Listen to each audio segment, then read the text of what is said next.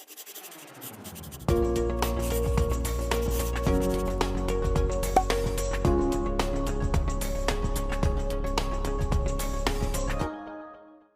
chuchus, tudo bem com vocês? Eu sou a professora Cacau Sotero e hoje estou com a minha amiga Alana fazendo a interpretação para os nossos chuchus que não podem nos ouvir. Esta é uma aula de língua portuguesa, este é o programa Fique em Casa Aprendendo. Lembrando que você pode assistir às nossas aulas, além daqui da TV Educação, na plataforma Gonçalves Dias. Hoje nós vamos falar de assunto interessante. O Enem já passou, mas há outros vestibulares, por isso nós vamos falar da redação, opinião e intervenção. Ah, Cacau, eu já sei. Tudo bem, acompanha conosco. Mas você que ainda tem dificuldade de escrever, de repente um concurso público, tá aí, ó, uma aula legal para vocês. Vamos falar da redação. O que é uma redação em si? A opinião e a intervenção. Bom, a redação é o processo de redigir. E redigir nada mais é do que escrever um texto. Só que antes da gente escrever, a gente trabalha com as nossas ideias. Eu estou redigindo textos orais agora, com vocês nessa aula. E essa redação precisa seguir uma linha lógica, uma coerência. Então, é muito importante conhecermos as regras gramaticais, fazer essa aplicabilidade na hora da escrita, tá bom? A escrita exige de nós, gente, a formalidade da língua. A fala nos deixa um pouco mais à vontade. Às vezes você desvia alguma coisa, gramaticalmente falando, mas isso não complica e nem compromete o entendimento, tá bom? A redação é uma atividade presente na nossa cultura, né? Nós somos civilizados, desde a invenção da escrita. E aí, nas aulas lá de história, com o professor Paulo Gerel, excelente professor, nós já vimos, já estudamos também com outros professores maravilhosos que temos na rede estadual, aqueles escritos, né? Lá nas cavernas. Então, ali eles se comunicavam, né? Os homens se comunicavam através dos desenhos que eles colocavam ali, né? A escrita cuneiforme, enfim.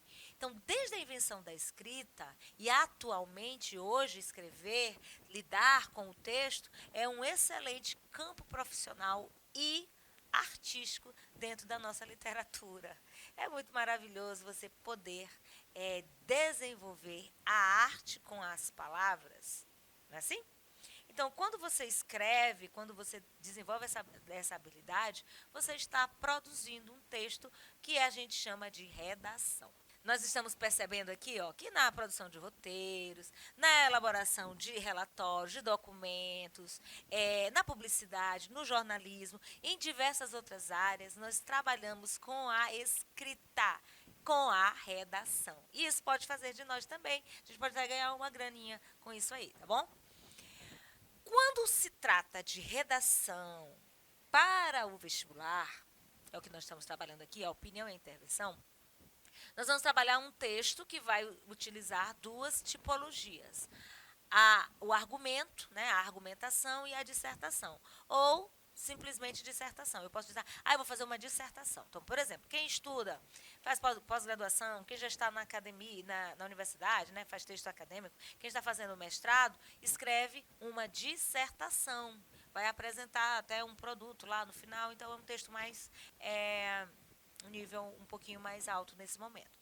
Então, nada mais é de um tipo de texto, o texto dissertativo, que é o objetivo da aula, onde você vai defender e comprovar ideias. Quem é o redator do texto? Eu. Então, eu vou comprovar as minhas ideias. Ideias essas que eu desenvolvo a partir de estudos, de análises, de acontecimentos. Essas ideias vão se configurar numa opinião. É a minha opinião que importa e acabou. Você já ouviu alguém dizendo isso? Só que às vezes as pessoas formam opinião no achismo ou em conceitos errados. E quem é que vai determinar o que é certo e errado? A ciência. Os grandes estudos que estão por aí, publicados, pessoas que se dispuseram a enfrentar período difícil de suas vidas, a buscar conhecimento, a estudar esses conhecimentos e apresentá-los para nós em forma de anais, de roteiros, de revistas, de publicações dos mais variados tipos. Então, essa opinião é a respeito de algum assunto que eu estou chamando aqui de tema, sendo que a ideia principal da redação é que a opinião a respeito desse tema seja o foco, que eu chamo de tese, ideia geral de um assunto. Então, se você tem uma ideia sobre um assunto, você tem uma tese. Se você tem uma tese, você tem uma defesa, um ponto de vista. E hoje em dia nós estamos vivendo muito isso. Pessoas defendendo pontos de vista sem conteúdos palpáveis, baseado na fala de alguém, pessoas que ocupam redes sociais, fazem lives, falam o que querem, mostram documentos que não são verdadeiros, e aí as pessoas que são apenas seguidoras vão seguindo aquela linha de raciocínio sem fazer a comprovação dos fatos. Isso é muito perigoso, isso é muito comprometedor na hora da formação da nossa opinião, tá bom? Então, como é que eu posso dizer desse tipo de texto aqui, que é a dissertação? É um texto que vai expor a tese. Lembrando que é um texto dissertativo argumentativo. Ideias gerais sobre o assunto, você já viu isso várias vezes. Esse tipo de texto cria argumentos que vão formar o ponto de vista, a opinião, a tese. Só que esses argumentos se constroem a partir de outros argumentos, argumentos de pessoas com notoriedade, como um filósofo, como um cientista, como um pós-doutor, um doutor, um mestre. Quem é o mestre?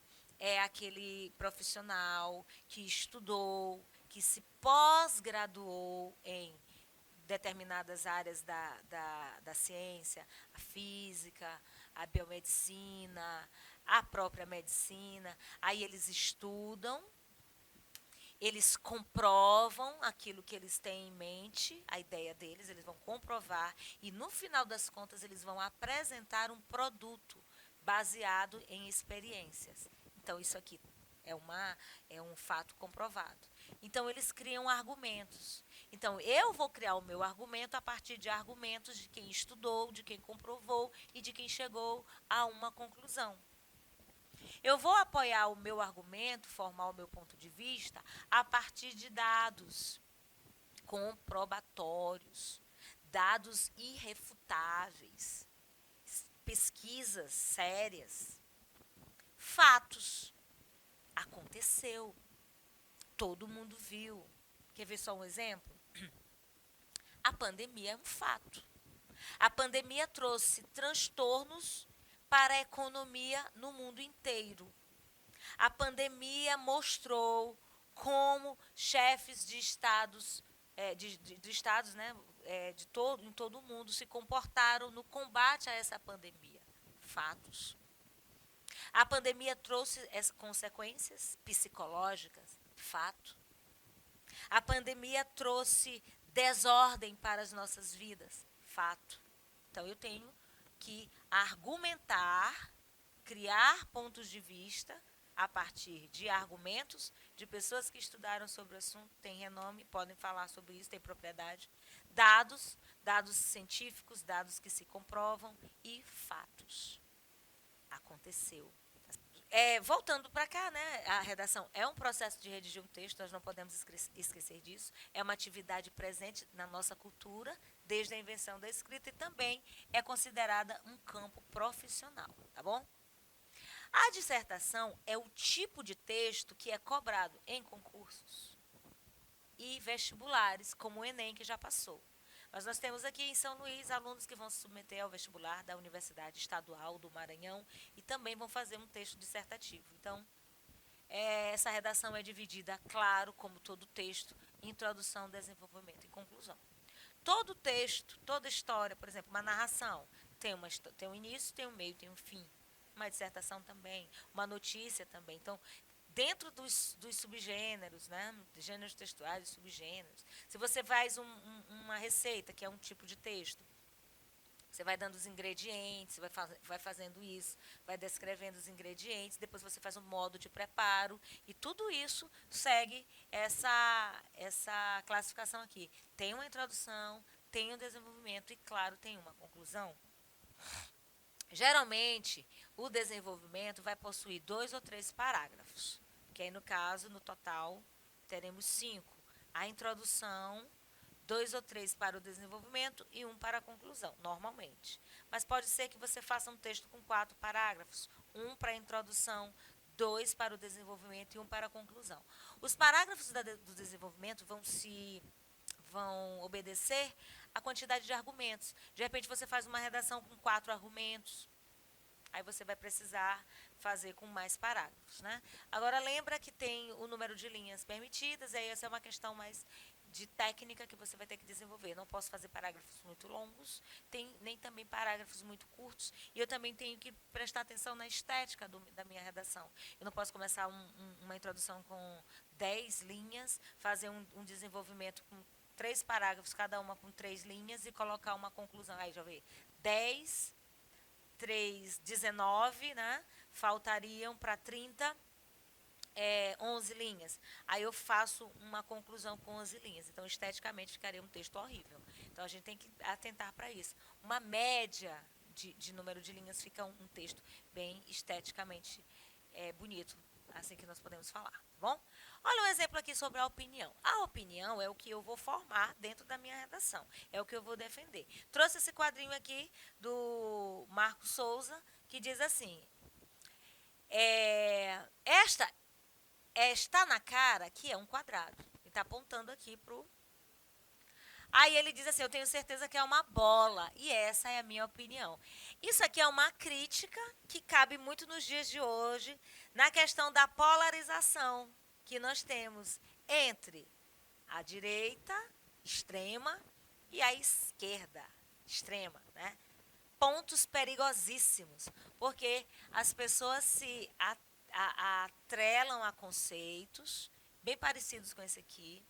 As pessoas não estão respeitando o ponto de vista dos seus adversários, e aí acaba havendo xingamentos, discussões, não discussões normais no campo das ideias, né? Nós podemos discutir ideias e chegar à conclusão, ó, você está certo, eu estou errada, ou vice-versa. Mas não. Olha o interessante é que a cara desse aqui, ó. Eu tenho certeza e essa é a minha opinião, vou ficar com ela. E tem gente que, mesmo sabendo que está errado, não quer mudar de opinião. Bom, a palavra opinião vem do latim opinium, que é um juízo de valor que nós fazemos acerca de algo que é questionável.